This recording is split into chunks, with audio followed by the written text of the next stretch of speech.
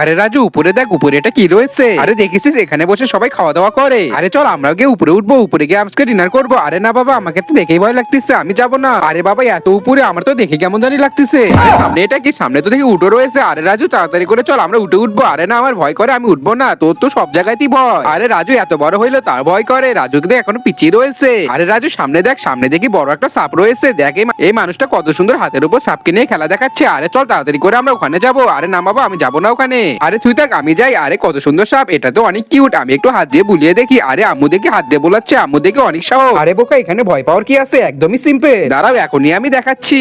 আরে রাজু কোথায় গেল? রাজুকে তো একদমই দেখতেছি না। আরে এটা আমি কি দেখতেছি? তার আগে তুমি যদি শয়তানকে ঘৃণা করো আর তোমার মাকে মন থেকে ভালোবেসে থাকো, তাহলে ভিডিওটিকে একটি লাইক করে চ্যানেলটিকে সাবস্ক্রাইব করে দাও। আমিও দেখি তুমি তোমার মাকে কতটা ভালোবাসো। আরে আম্মু দেখো, আমি সাপকে ঘাড়ে নিয়ে এসেছি। আমি তো একদমই ভয় করি না। আরে রাজু দেখে অনেক সাহস হয়েছে। কি ভেবেছো আমি ভয় পাই? চলো এখন আমরা তাড়াতাড়ি করে রেস্টুরেন্টে উঠবো। আরে তাড়াতাড়ি করে উপরে নেন, এই তো আমরা উপরে উঠে যাচ্ছি।